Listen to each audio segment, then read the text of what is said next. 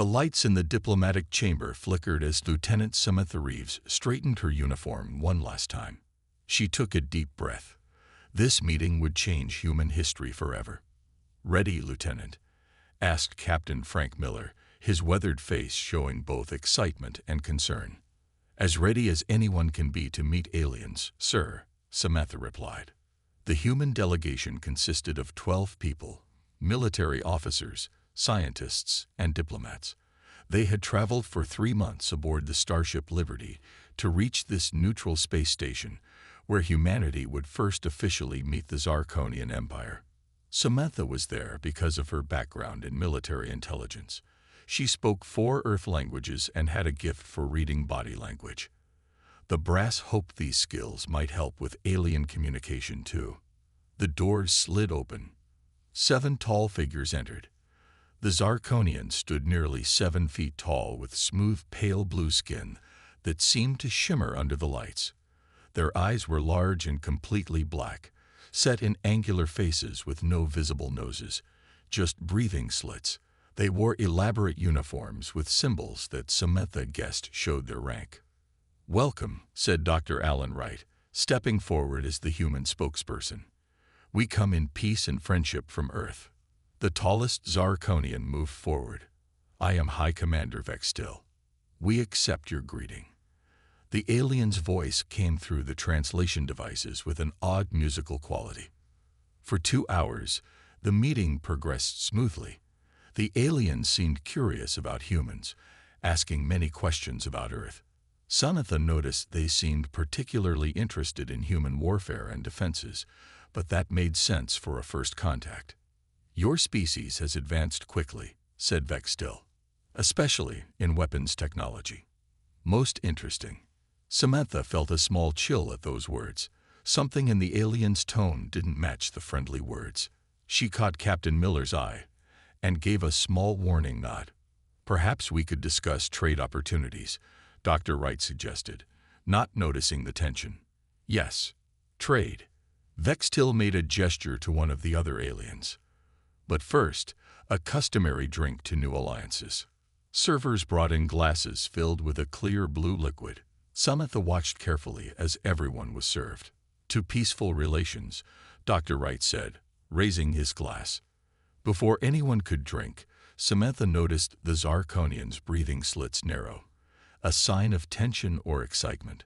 She didn't know alien biology well enough, but her instincts screamed danger. "Wait," she started to say.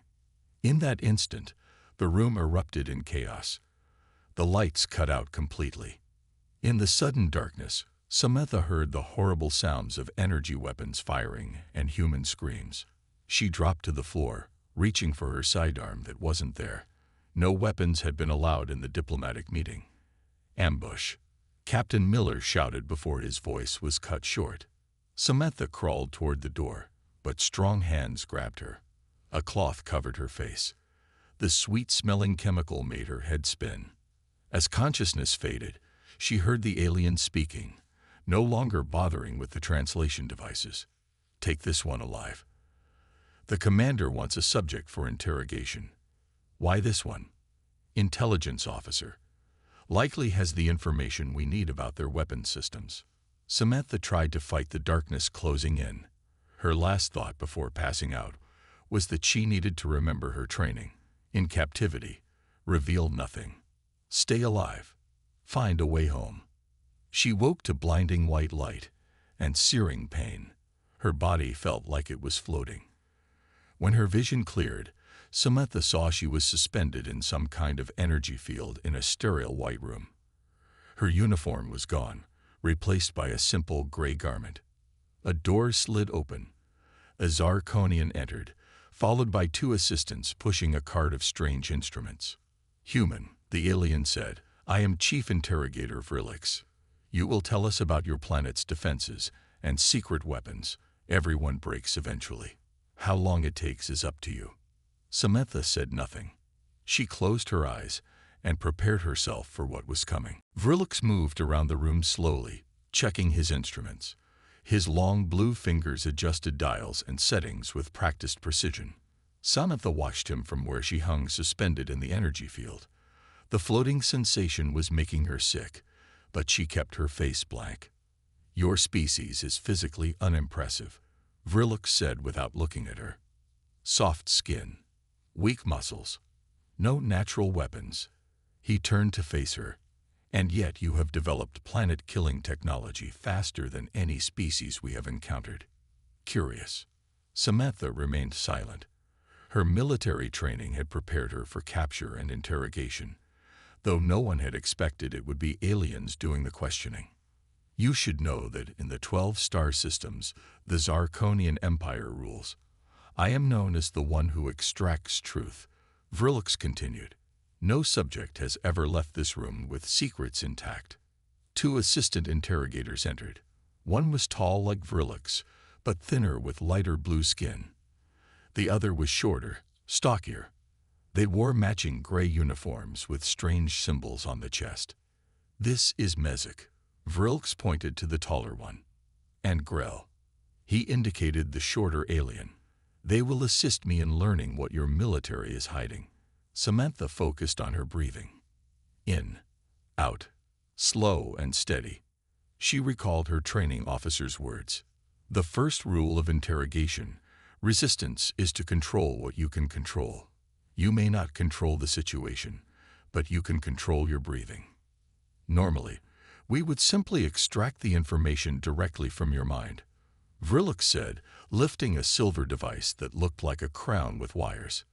"But your species has an unusual brain structure. Our standard devices are incompatible." Samantha felt a small spark of hope at this news. Vrillix nodded to Mezek, who pressed a button on the wall console. The energy field holding Samantha shifted, sending waves of pain through her body. It felt like every nerve was on fire. She bit her lip but made no sound. "Pain is the simplest motivator," Vrillix explained. "Tell us about your planet's defenses," and the pain stops. Samantha stared straight ahead. In her mind, she began reciting multiplication tables. 2 times 2 is 4. 2 times 3 is 6. A simple mental exercise to focus her thoughts away from the pain. Vrillix looked puzzled. "Your vital signs show you are in extreme pain, yet your stress indicators are stabilizing. How is this possible?" Grell adjusted something on his monitoring device. "The readings are accurate, Chief Interrogator. Perhaps their species processes pain differently." The energy field intensified.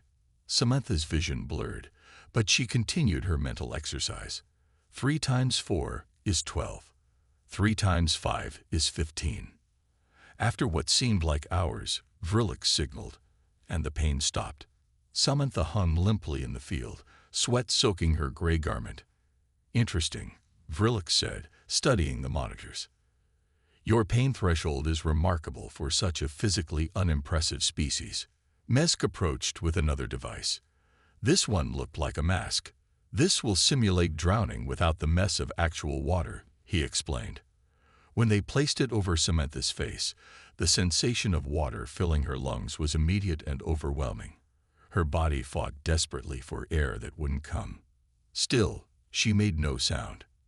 In her mind, Samantha was no longer in the sterile white room. She was back home in Nebraska, running through fields of corn as a child. The golden stalks towered above her, the sun warm on her skin. She held onto this memory as her body struggled. After removing the mask, Vrillix looked troubled. "Check the neural scanner again. Something is wrong." Mezek examined the readings. "The scanner is functioning properly, but there's something unusual here. When the pain reaches its peak, there's a reflection pattern in her neural pathways. I've never seen anything like it." "Impossible," Vrillix snapped. "Prepare the sensory manipulation chamber. Commander Drall wants results by the next cycle." As they removed Samantha from the energy field, her legs buckled beneath her. The aliens dragged her toward another room. "You will break, human," Vrillix said. "They all do eventually." Samantha looked directly into his black eyes for the first time. She said nothing, but something in her steady gaze made Vrillix step back slightly. "Take her to the chamber," he ordered, "and increase the neural monitoring." There's something different about this one. Commander Drall stormed into the observation room, his tall frame stiff with anger. The other Zarkonians immediately stood straighter, their breathing slits narrowing in fear. 3 full cycles and no results. Drall's voice was cold. "Explain yourself, Vrillix." The chief interrogator gestured to the screens showing Samantha in the sensory manipulation chamber. She sat perfectly still despite the flashing lights and piercing sounds designed to break her concentration. "This human is unusual, Commander. Their resistance does not make sense for such a physically weak species." Drall moved closer to the screen. "I don't care about your excuses. The human fleet is regrouping. Our scouts report they have ships we've never seen before. We need to know their weapons capabilities now." "Yes, Commander." Vrillix bowed his head. "I will employ stronger methods immediately." After Drall left, Vrillix turned to Mezek. "Prepare the neural scrambler. Full intensity." Mezek's breathing slits fluttered nervously. "Chief Interrogator, the scrambler has never been used at full intensity on any species. The effects could be unpredictable." "Are you questioning my orders?" Vrillix's black eyes narrowed. "No, Chief Interrogator. I will prepare the scrambler." In the chamber, Samantha had lost track of time. Days, weeks. Her body ached from the constant stress, but her mind remained her own. She focused on memories of home, the smell of her mother's cooking, the sound of her father's laugh, the feel of warm summer rain on her skin. The door opened. Vrillix entered with 3 assistants. They wheeled in a new machine, larger than the previous ones. "Your resistance is impressive, human," Vrillix said. "But it ends now. This device will break through whatever mental barriers you've created." Samantha was strapped into a chair. Metal bands closed around her head. She closed her eyes, retreating deeper into her memories. When they activated the machine, it felt like her mind was being torn apart. Every thought scrambled, every memory twisted. Through the pain, Samantha held on to a single image: the old oak tree behind her childhood home. She visualized its roots going deep into the earth, steady and unmovable. An hour passed. 2. The machine hummed louder. Mezek checked the readings. "Chief Interrogator, something is happening with the equipment. The power fluctuations are outside normal parameters." Vrillix ignored him. "Increase the intensity." "But sir, the readings show the neural energy is somehow being reflected back into the—" "Increase it," Vrillix shouted. As the machine's power surged, Samantha's body tensed. A small trickle of blood ran from her nose, but still she made no sound. Then something unexpected happened. The machine began to spark. Grill, who was standing closest to it, suddenly clutched his head and let out a piercing scream. "My mind. Something's inside my mind." He collapsed to the floor, body convulsing. Vrillix stepped back in shock. "What's happening?" Mezek stared at the readings. "The neural energy. It's being reflected back through the machine, but amplified somehow." Another assistant fell to his knees, crying out in pain. Vrillix rushed to shut down the machine, but as he reached for the controls, a wave of agony hit him. Images flooded his mind. Not his memories, but alien ones. A small human child lost in a forest. A soldier watching friends die. Pain, fear, grief, but also determination. An iron will that refused to break. Vrillix staggered back, gasping. When the machine finally powered down, Samantha slumped in the chair, exhausted but conscious. In the silence that followed, Mezek helped Vrillix to his feet. "Chief Interrogator, what happened?" Vrillix looked at the human with new fear in his eyes. "Get the xenobiologist Tezra. Now. There's something about these humans we don't understand."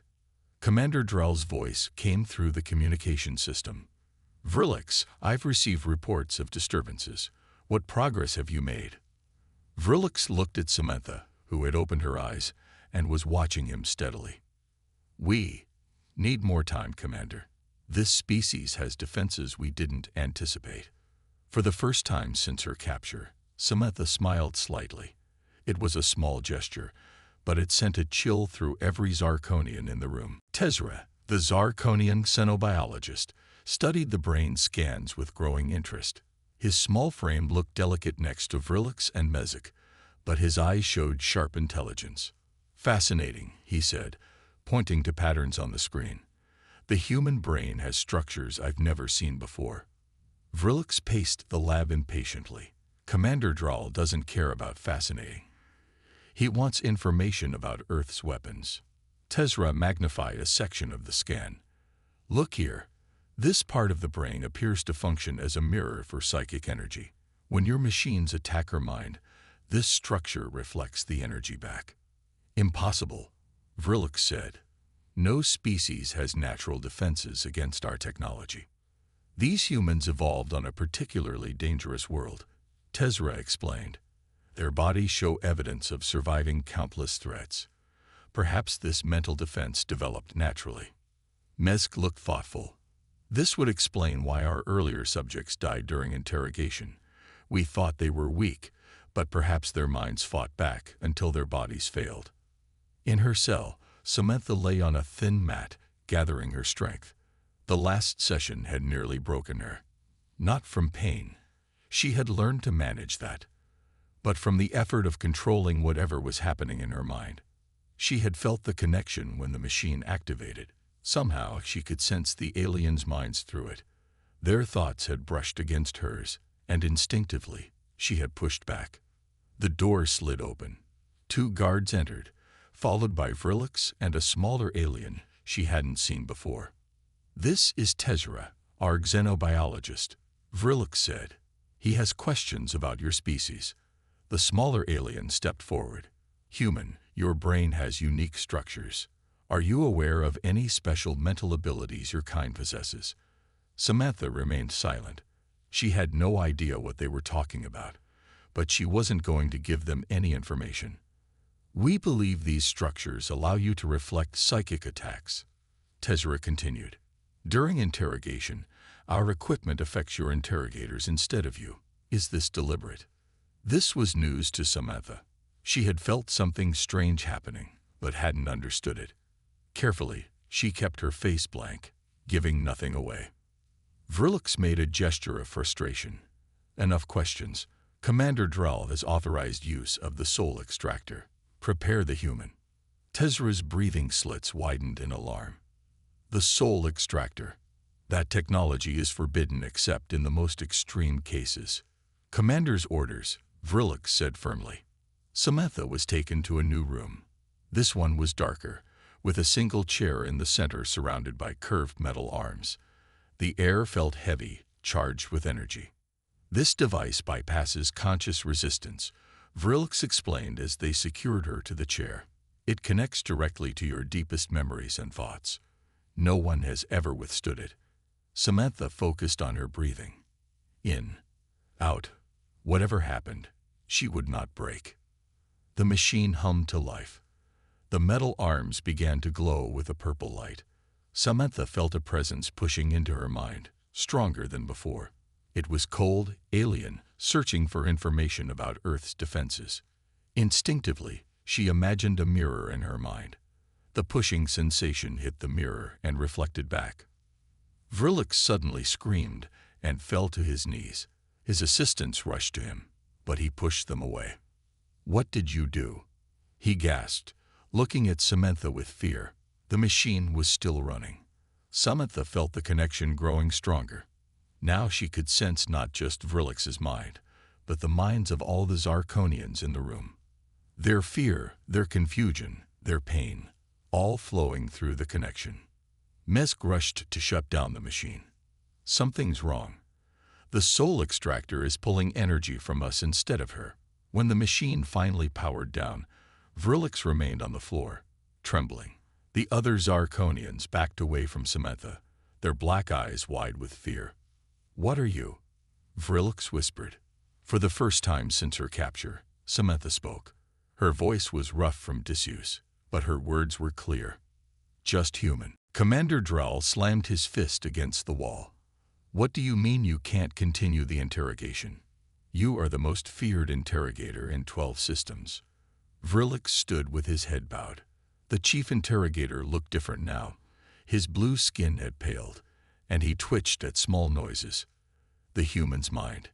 It does something to our equipment. And to us. Nonsense, Thrall snapped.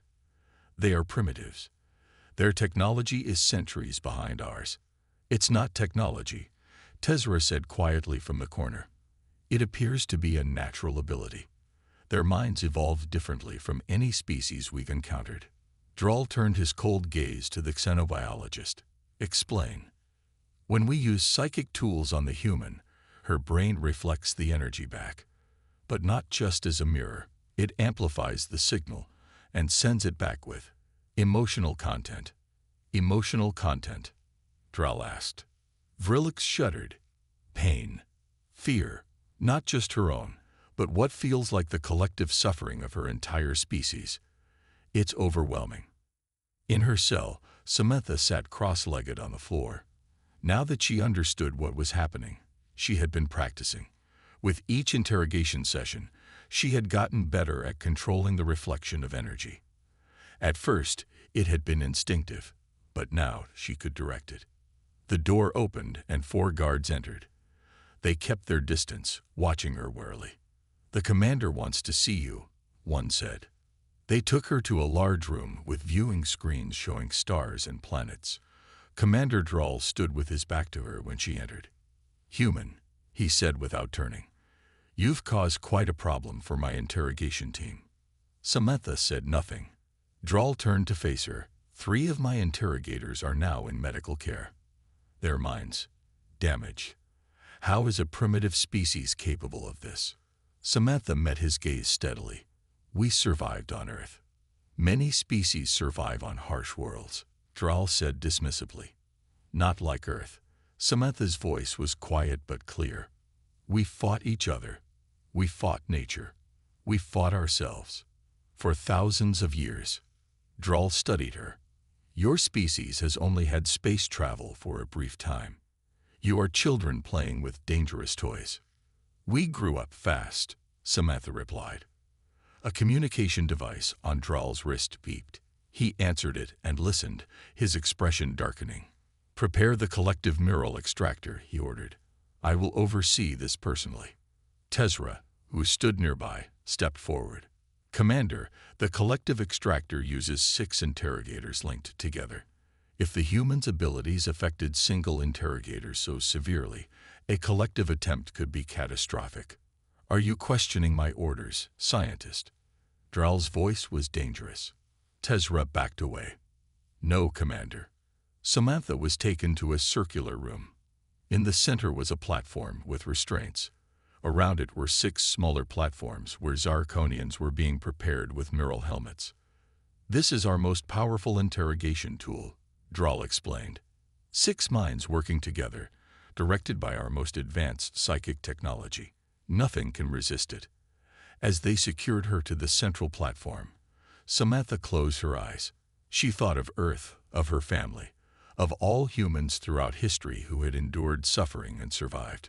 She felt strength flowing into her. The machine powered up with a deep hum. 6 minds pushed into hers at once, searching for information about Earth's defenses. Samantha didn't resist. Instead, she opened her mind completely. The effect was immediate and terrible. All 6 interrogators began screaming at once. Their bodies convulsed as they experienced not just Samantha's pain, but the echoes of all human suffering. Wars, plagues, natural disasters, personal tragedies, thousands of years of pain compressed into seconds. Thrall watched in horror as his interrogators writhed in agony. Shut it down, he shouted. But it was too late. The machine was designed to maintain connection until it extracted information. And Samantha was giving them information, just not the kind they wanted. When they finally managed to shut down the machine, all 6 interrogators lay unconscious. Medical teams rushed in. What have you done? Thrall asked, looking at Samantha with a mixture of fear and awe. Samantha looked at him calmly. I showed them what it means to be human. Word spread quickly through the detention facility. Whispers passed between guards and staff. 6 interrogators down at once. The human had done something impossible. Some said she was a weapon disguised as a person. Others claimed humans had evolved strange powers from their violent homeworld. Vrlik sat alone in his quarters, trembling. The images from the human's mind still haunted him. Endless war, suffering, resilience. How could any species endure such history and remain sane? A message arrived from Commander Drall. Prepare the Forbidden Protocol. Vrlik stared at the message in horror. The Forbidden Protocol was only theoretical, direct consciousness invasion. Instead of extracting information through machines, an interrogator would link their mind directly to the subjects. No barriers, no filters. It had never been attempted because the risks were too great. Drall entered without knocking. You receive my order. Commander, the Forbidden Protocol has never been tested. Vrlik protested. After what happened with the collective extractor. That is precisely why we must use it. Drall interrupted. Our standard methods have failed. This human has information we need. But sir, if her mind can overwhelm 6 interrogators through our machines, what will happen with direct contact? Drall's black eyes narrowed. Are you afraid, Chief Interrogator? Vrlik straightened his posture. I have served the Empire faithfully for 20 cycles. But this human, her mind is different. Then I will do it myself, Drall declared. Tezra, who had been summoned to monitor the procedure, gasped. Commander, the risk is too great. We need more time to study the human's abilities. The human fleet is regrouping, Drall said sharply. We don't have time. Prepare the link chamber. In her cell, Samantha sat in quiet meditation.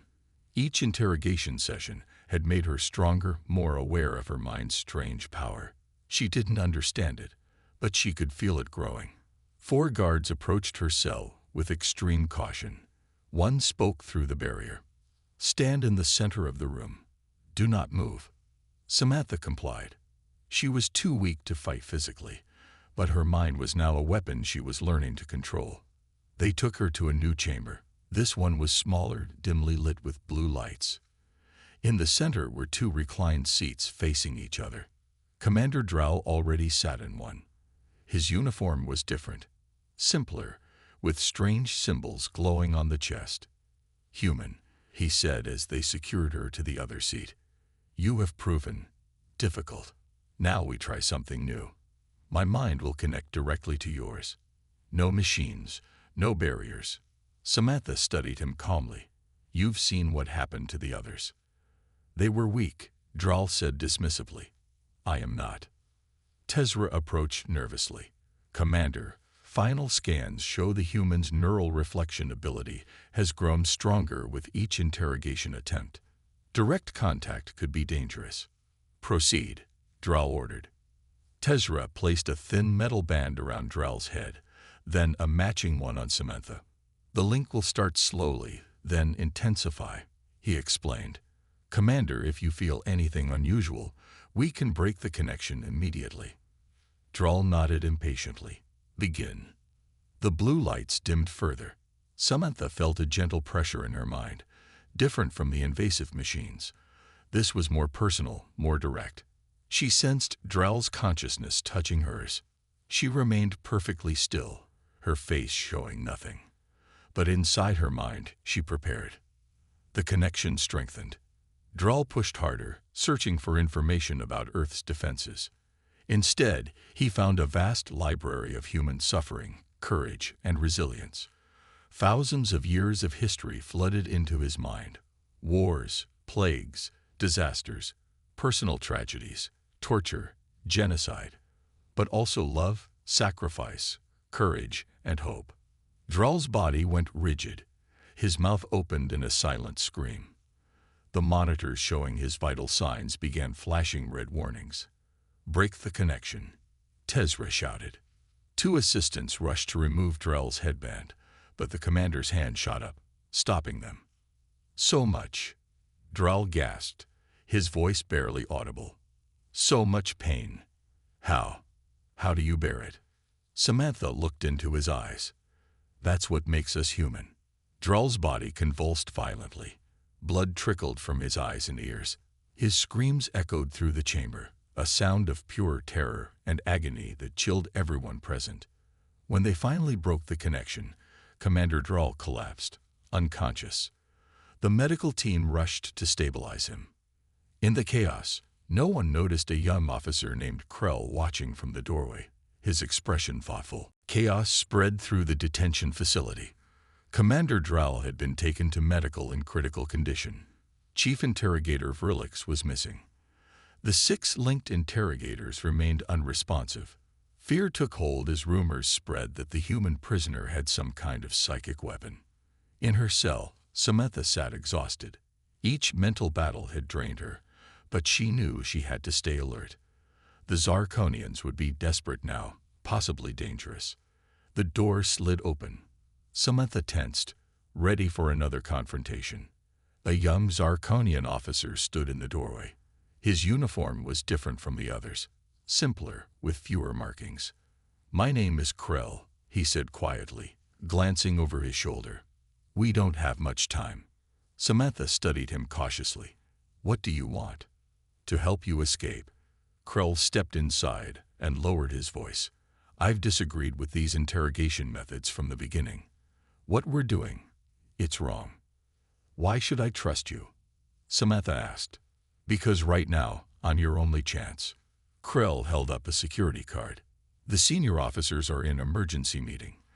The medical bay is overwhelmed. This is our window." Samantha considered her options. She was too weak to escape on her own, and she had no idea where in the facility she was being held, or even where in space they were. "What happened to Commander Drell?" she asked. Krell's breathing slits narrowed. "His mind is broken. The medical team doesn't understand how. But I saw what happened. Your mind did something to him." "I didn't attack him," Samantha said. "I just showed him what it means to be human. Whatever you did, it's caused a division among our people. Some think humans are too dangerous to be allowed to live. Others," he paused, "others think we've made a terrible mistake provoking your species." Samantha stood up slowly, her legs shaky. "I need to contact my people. There's a communication array 3 levels up. I can get you there." The hallways were eerily empty as Krell led Samantha through the facility. Twice they had to hide from patrols, but Krell seemed to know all the blind spots in the security system. "Why is the Zarkonian Empire so afraid of us?" Samantha asked as they moved through a maintenance tunnel. "It's not your weapons," Krell explained. "We originally came to study your species because our scans detected unusual mental patterns. Your kind has mental abilities no other species we've encountered possesses." "We don't have psychic powers," Samantha said. "Not active ones, no, but your defensive capabilities." Krell shook his head in wonder. "Our scientists believe it evolved from your violent history. Your minds developed shields that reflect attacks back at the attacker." They reached the communication level. Krell disabled the security system on a door marked with alien symbols. "This is as far as I can take you," he said. "The array is through here. You have maybe 5 minutes before security discovers the breach." Samantha looked at the young officer. "Why are you helping me?" "Because I saw what happened to Commander Drell. I saw what humanity has endured. Your species has suffered more than most, yet you survived. You deserve a chance."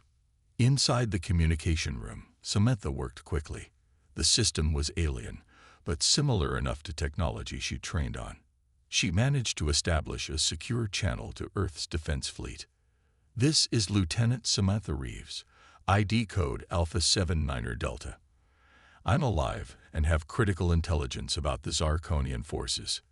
After transmitting her location and everything she learned about the Zarkonian weakness to human mental reflection, Samantha sent one final message. "Be advised. Humans possess natural defenses against Zarkonian psychic technology. Our minds reflect and amplify their attacks back at them. This is not a weapon we built. It's who we are. Alarms blared as security forces discovered the breach. Samantha knew she might not escape, but her message had gone through. Earth now had the information needed to defend itself. The door slid open. Krell stood there with 3 other young officers. "We need to move," he said urgently. "There's a shuttle bay on level 1. Not all Zarkonians agree with this war." Samantha followed them. For the first time since her capture, she felt hope. Not just for herself, but for peace between their species. Behind them, the facility continued to echo with the screams of interrogators who had learned the hard way. The human mind might be humanity's greatest weapon of all.